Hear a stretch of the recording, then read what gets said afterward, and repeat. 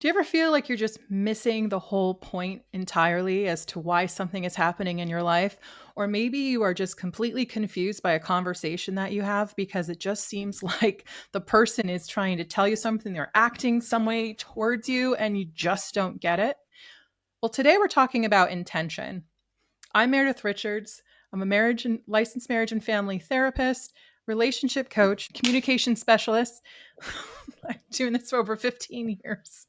And I'm here with my best friend, Wendelin. We're doing this podcast together. Wendelin? Yeah, I'm Wendelin. I'm a coach of many areas, really. Spiritual coach, a relationship coach, whatever. I do whatever you want. Because we meet people where they are, we realize Yeah. that life is really difficult, and that's why we have this podcast, Simply 1%. We want you to just come into this world that can feel really complex and complicated, and let's just make it simple. It Yeah. doesn't have to be overwhelming. So today we're going to focus on something that we teach all the time, not just our clients, but also we practice it ourselves because hey, let's look at this. We communicate all the time and we're trying to teach people about ourselves and reflect it to others. So, Yeah. let's get into it. Yeah. And you know what, Meredith? One of the main things that we deal with when we're talking to people, especially when they're talking about their relationships, is well, I had the right intention. My intentions were good. And the other person, that's not what they needed from you. And Yeah. so people kind of lean on to this, but my intention was good. But my Mhm. intention was good.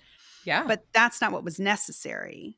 Yeah. And so we really have to look at that and not use that as an excuse. Because I think when we use that excuse, we're not growing and we're not relating to the people in our lives the way that they need to be related to. And a lot of times, someone will tell you exactly what they're needing, Mhm. but then you come back with, but this was my intention. My intention was to help you. I feel like you have a really good story about this, and I have a really good story about this. And I think this is kind of just to show in our everyday lives how this really is applicable, right? Yes. Yeah. All the time. All the time. I mean, as a couples therapist, Mhm. every session I am just creating a conversation where this exact thing happens. This wasn't my intention. What was your intention? When you said this is what you heard, but what was the message here? Mm. Mhm. And ultimately, what happens is you have got to realize who your audience is and Mhm. what their heart is like, right? And the person that you married or the person that you're with. Or in my case, this wonderful group of people who have come to intimately know one another over 3.5 years of graduate school, where we have been in a cohort of no more than 15 people at a time, have been doing yurt life, where you talk about process, the things that go on there, nobody else knows. So, we are having this time that is really special. And I mean, they know everything. They know everything. We know everything about each other. And that's why it was just like such a beautiful experience, everything that we did. So I'll go right into this. I'm not a hot weather person at all. I would live in Alaska if I could. Give me the cold weather. Antarctica is my dream vacation. I think you have a good idea of it. Well, most people I've noticed around me love the hot weather, love the beach, especially in my cohort. It was in California and we were going to Hawaii. So we knew that, well, I knew I was gearing up totally fine. I was the only one there that really the heat affected. That's one thing. Fortunately, my cohort is very forgiving about that and they know it. So they will use air conditioning when necessary and they'll put all the clothes on because I can't take any more off. I had individual relationships with them and then we also had a relationship as a group. I made sure of that. It was very important to me. They know that I'm a giver, they know that I'm a generous person. So I'm starting with this because I had an unusual situation that I would never be able to prepare for. Not only do I not care for the hot weather, I'm really not a swimmer anymore. I don't really care about going swimming, but here's a once in a lifetime chance to go swimming with wild dolphins. Who can say that? Our professor knew exactly where to go because he lives there half time. And It's also a wonderful experience to do something that's a little challenging. I mean, we're way out there just swimming with these dolphins. You can imagine mystical, glorious experience for many of them. And I'm like, Mhm. yeah, sure, it's an experience for me. Was I grateful for it? Absolutely. Do I need to do it again? I mean, I could, but not really. So everyone is enjoying this experience, like getting so much from it, feeling it in their souls, having these quote unquote conversations with the dolphins, swimming alongside them, interacting. And I am having a moment where I got caught in a swarm of jellyfish. But I didn't know because they were babies. They were little babies. And they were all around me and I just kept on getting stung. And I'm like, what is going on? And finally, I recognized that I was just in the middle of all of this. And then I started to cry and I started to handle it on my own. Everyone is having their own experience. I didn't want to ruin it. So I swam to shore and taking care of myself. That was not unusual for anybody because they know that we all just kind of do our own thing. We take care of ourselves. And they're also used to that with me. I have some sensitivities and they're very patient with that too. We all are patient with one another. I think you're getting the idea. Mhm. So it was very unusual that I experienced this thing that I'm going to talk about. One thing that's important to know is that they asked me to be one of the drivers of the vans through the course of the week. But what happened is because my body was burning and I didn't want to ruin anybody's time. Our house was about 10 minutes at the most from where we were. And I thought, I'm not going to ruin anyone's time. I'm just going to take care of this on my own, get in the van, go and do what I have to do. I was just thinking I had to, like, whatever, take a shower, and then I'll come back and pick them up. Well, one of the members of the cohort recognized that something was not right. So she came in and she knows me really well. So she joined with me and said, I'll go back with you and we'll take. She was concerned. The others kind of followed suit and thought, oh, I guess we're just done. Like, we're done. So some of them came in. And as I was hopping in the car with my friend, one of the members said, you're just going to leave without us? Like, just expect us to get home on our own? And I was at that time crying and trying to keep it together. I didn't want anybody to know. Again, I didn't want to ruin their time. So I don't remember exactly what happened in that moment, but I do remember as she got closer, she noticed that I was in distress. And my friend spoke up for me and said, "Can't you see that there's something wrong?" Of course they didn't know. They they weren't having this experience with me, but the way that she responded to just assuming that I was going to leave them there and they had to find their own way home, that was really difficult for me. They still didn't really fully understand. So I think they did hop in the car and we got back and as I am waiting, my skin is continuing to get red and it's burning even more and it's just accumulating the pain over time. So, still in the car, I wasn't saying much, and I still don't think that they got it. So, we arrived at the house, and immediately I booked it to the outdoor shower. And I just began to scrub my body with soap, and I was crying. And everyone was like, then they started to figure out, okay, what is happening with Meredith? And my friend said, she got stung by a group of jellyfish, and it's all over her body. Then that member of the cohort felt so bad and was like, "Why didn't you just tell us?" And my friend said, "Because she didn't want to ruin your time. She wanted you to have the best time possible." So my intention was to allow them to have that time because I know who they are and I didn't want to break that up. But in the end, I kind of did without, you know?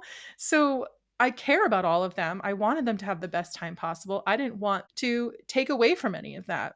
Unfortunately, it did. Yeah, and that's important. Okay, so my intention was good, but it's not what was needed. What was needed was communication. And it was hurtful at the time because I felt so misunderstood in the way that what do you think that I'd really do something like this to so selfish that they implied that I was being so selfish. And I think they assumed it was because, well, Meredith, this doesn't mean that much to Meredith. She doesn't really like swimming, you know? And that was an assumption. And instead of being curious on their part, they just assumed that. So there are a couple of things here. Yes, intention, but also a assumption based Mhm, on some of the mhm. knowledge that you have. Yeah. And then, well, this is really unusual for Meredith.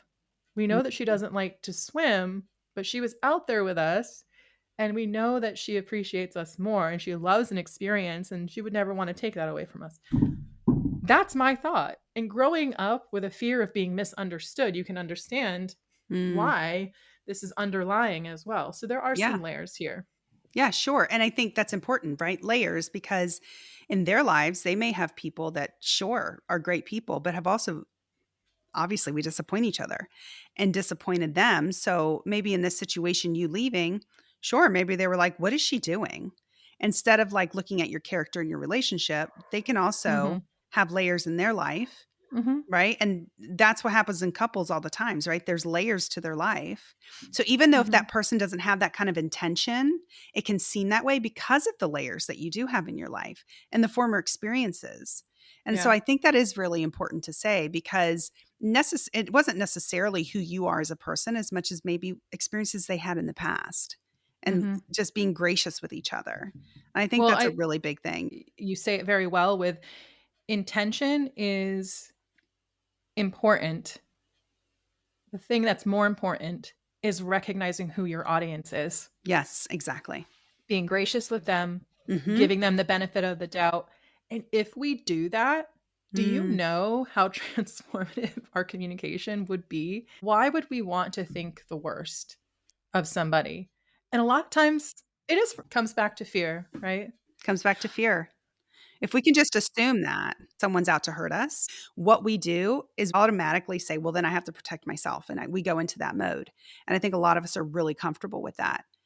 Yeah, I agree. Yeah. So intentionality is really, we have to look at our audience. We have to look at who we're talking to. We have to look at what's needed.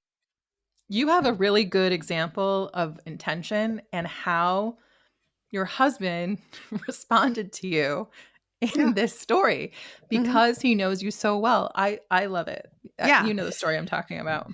Yeah. So was dropping my kids off at school. And this day they're like, Mom, can you just walk us in? I'm like, yeah, sure. And so as I was walking out, I see this woman. I'm just going to give you her name, Miss Penny. She's precious. We If your love name Miss is Penny. Miss Penny, Oh, no one should hurt you ever, no. never. And if they do, come get me. I will hurt them, Miss Penny. I'll come at them with a freaking vengeance. If you could just imagine how precious this woman is.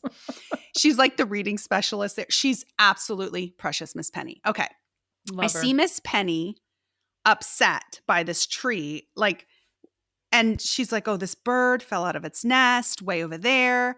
There's no mom, there's no other babies, and we don't know what to do." And she's got these tears in her eyes, and she's like, and I was like, well, no one's gonna make Miss Penny cry, not even a freaking bird. Listen, I'm gonna take care of this. I scooped that baby bird up with my bare hands and I put it in my car. What was I going to do? I don't know. I was going to help it. No one's going to make Miss Penny cry. And when I picked that bird up, she looked at me like, she goes, Gwendolyn, you truly are just so wonderful. I was like, yeah, okay. You were I'm feeling gonna good. You were feeling good about I'm yourself. like, You I were. I gave Miss Penny hope. And if you're gonna give anyone hope, it better be Miss Penny because she's fresh. And Mhm. so I'm in my car with a baby bird. And what am I going to do with it? I've never had a baby bird. I've never had a bird. So anyway, I call my husband. I'm like flying down the road. I got to get home. I got to feed this bird something. I'm thinking I'm just going to start digging in the ground and get a worm. I have no idea. I'm like, let me Google it when I get home. Let me figure it out. So I called my husband. I sent him pictures of it. He calls me immediately, actually. I sent him the pictures. He calls me immediately. He's like, what's happening? He's not, he's not surprised. I mean, one time he Oh, pulled up no, to the no. house and he saw 3 kids and a dog standing out in front of our yard. And he goes, I knew immediately you were involved. I was involved. He was like, I knew immediately. If there's an animal, like he's like, I knew. He's like, y'all are waiting for my wife, aren't you? They're like, yeah, she told us to stay out here. He's like, I didn't even know what was happening. I just was like, yep, she's into something. So I had this bird. And my husband's like, Gwendolyn, I just really feel like you should have left it. I said, left it? No, no, no. I have to save it. He's like, don't think you should have touched it. And I was, he's always the voice of just being a rational person. I'm like, Joe, it has no mom. He's like, how do you know that? I was like, because it was by itself. And Miss Penny was upset. And so he's like, I feel like this might have been a mistake. He's always really gracious with me about this, but I was a little mad because I'm like, I'm trying to save a bird and Miss Penny. So anyway, I And decide when I Joe get off. saves animals all the time. Oh, He's always saving he's a animals. sucker just like me. Yeah. A He's sucker. he's saving an So, animal. oh, Mhm. 100%. I mean, Mhm. hello, 2 years ago, he scooped up the dog on the side of the road at midnight. Has she left our house? Nope. No, She's she living has here. not. Like, Beautiful literally, dog. I always think, does she think she got kidnapped and just never left?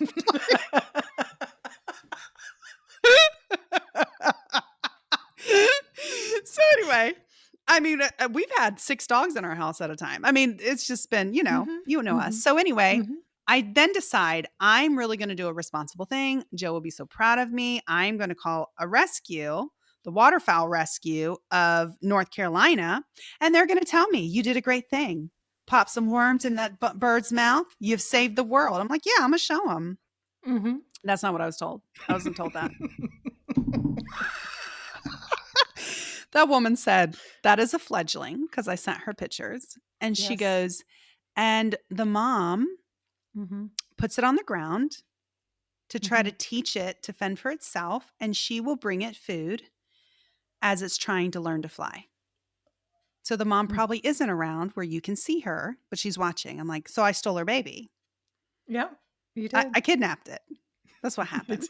You did. She goes, mm-hmm. I said, oh, okay. Well, Uh-huh. this isn't going to bode well when I call my husband back. And I'm like, well, I'm 30 minutes away. She's like, okay, you should probably go take it back. And I'm like, okay. She goes, do not feed it. Do not Mm. give it water. She was Mm. like, please do not. I'm like, okay. I was about to do it. I was going to go digging in the backyard, find a couple worms, shove it down its mouth. Done. Ta-da. Look, Miss Penny, no more tears. So, uh-huh. So then I had to take it back. But my intention was to Mhm. save it. My Mhm. intention was to heal it. My intention was that Miss Penny could live happily ever after because she's fresh. And I'm like, no one's going to make her cry. My intention was good, Yeah. but my information was wrong. Mhm. And I didn't learn about the situation before I jumped into it. So I'm just Yeah. driving down the road with a little fledgling that's like, you kidnapped me. And I'm like, I did that. That's what I did to you. And so I Mhm. had to go make it right. And in that, it was actually a really big process. When if I just had taken a moment and said, okay, you know what, Miss Penny, let's together. I'm going to call the rescue now and see what they say, Yeah. see what's needed. But I didn't do that. I just Mhm. jumped in to make things right. Mhm. And Without having so all the information. without having all the information. Mhm. And so I think, and that has really, when I think of intentionality, and I hear these couples or I hear these people in my sessions say, I had the intention of making things right. Like, oh, she was upset. So, I hugged her and I laid down with her.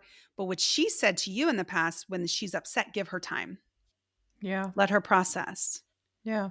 you know, Mhm. and that wasn't taken into consideration. But my intention was good. Was it though? Or was it to Mhm. satisfy something within you? Mhm. Was it so that you would feel better? So I really make sure that people are not looking at their intention as an excuse. Yeah. because it It's can be. information. It's It is. information.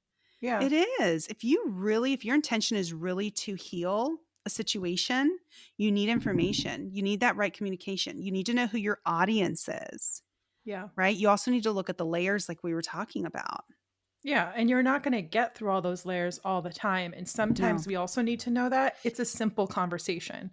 This is where the Mm, simply 1% comes in. yeah. Sometimes you can explain your intention Mhm. and you can leave it because the Mhm. person could just say, "Oh, that makes sense now." Yeah. We can just, like, let it lie, right? Yeah. I don't think we use our discernment sometimes in our communication because of the fears we're talking about, but that's another story for another day, but we will get Mhm. into that. But just like a simple 1% shift here is, can I just let this lie? Mm. That could be one. Yours is, am I getting all the information first? Mhm. You know, Yeah. but even it could be smaller than that. Am Yeah. I making this decision in an emotional Mhm. way or am I making it in a rational way? And if I'm in an emotional place, who's my rational, Mm. right? We can break it down even smaller with, Yeah. hey, I make emotional decisions every day. And so maybe what I do is my 1% is I start catching myself. Mhm. I may Yeah. not be able to turn that decision around, but I start catching myself. That is a simply 1%. Yeah. In my scenario, my simply 1% was to finally communicate, Mm. you know, because I wouldn't have been upset at them. I was upset at myself. So Mm. instead of taking it out on me, I just said to them, I'm really sorry. I didn't mean to ruin your time, and I wish that I would have done it differently because Mm. maybe you guys would still be there." Yeah. I didn't try Yeah. to explain myself anymore. I just Yeah. joined with them, and Mhm. I think that's a shift sometimes. And when we talk about the 1% shifts, what we're really saying is you're not going to do it the way you want to change it every time. Mhm. Yeah. We're saying, let's do it 1 out of 20 times now. And then maybe it's gonna be 2 out of 20. Great. So, it's all about intensity and frequency, and that's how we measure progress. How many times are we making decisions based on intention and it's for the other person? See, there's all Mm. different ways. There's something that you can grab from this here in your own stories that you can work on, and it's very small. Yeah. And I think too, just that short conversation. What do you need? In a situation, okay, I see that this is going on. What can I do to help you? Not just having Mhm, the intention of helping, right? Because that can look different to the other person, what's needed. Just how can I help you? I want to do this, mhm, but is that the right thing? But also on the other person's side is be like practice grace. Be mhm. gracious to one another. I have to say though, there's a the part that I really did leave out that I think is one of the most hilarious parts is the person who did know me the best. My friend who I was talking about who went back with me to the house, she didn't even ask what I needed. When I say that I scrubbed my body with soap, I did not. I jumped in the shower, in the cold shower, and my friend actually scrubbed my body down with soap because I was in Mm, such freeze mode. So, I don't know why I didn't say that before. I guess it seems kind of silly, right? To like mm. have a friend, but it didn't even matter in that time. I didn't have to ask for what I needed. She knew what I needed and she was right there with me. The point is here, though, you were really close to her and she knew you really well. And that's the point with communication and paying Mhm. attention to people. What does this person usually need in this time? And she knew what Mhm. you needed and Mhm. she jumped in and did it. And that's the beauty about that communication of like, when you're like this, how can I help you? Mhm. You know? And so she's gotten to know you in a way where she knew I can help her in this way. And I think that's really beautiful because that's what communication leads to, getting Yeah. to know that person in that way, you Mhm. know? And I just, yeah, I love that. Mhm. And the thought of it is not everyone is going to understand you on that level, right? And know No, what you need like you just said. exactly. But another 1% here could be that exact thing. Mm. Not everyone knows me as well as she does. And I Yeah. had that person who was willing to do that for me. I didn't need to be upset about anything else, right? Well, that's the thing. When my father passed away, Mhm. You did not say, all right, well, I'll meet you at the funeral. What did you do? I bought a ticket. I'm coming to watch your dogs while you guys go to North Carolina for the funeral. Mhm. That you knew I would be stressed about who was going to watch my dogs. Mhm. And you just said, this is what I'm doing. And that it was Mhm. exactly what I needed because you knew me. You Yeah. knew me. And you could say, hey, I'm going to be there for you with your dad's funeral. I'll be right next to you. But that's not what I needed. Your intention would have been good, but that's not what I needed. Yeah, that's a really good point. Well, thank Yeah. you everyone for joining us. I hope that you took something away today. Just think about your own stories and your intentions. I'm sure you're going to run into it every day now, and think about that 1%. All right, guys. I hope we're in your ears soon. Have a good week.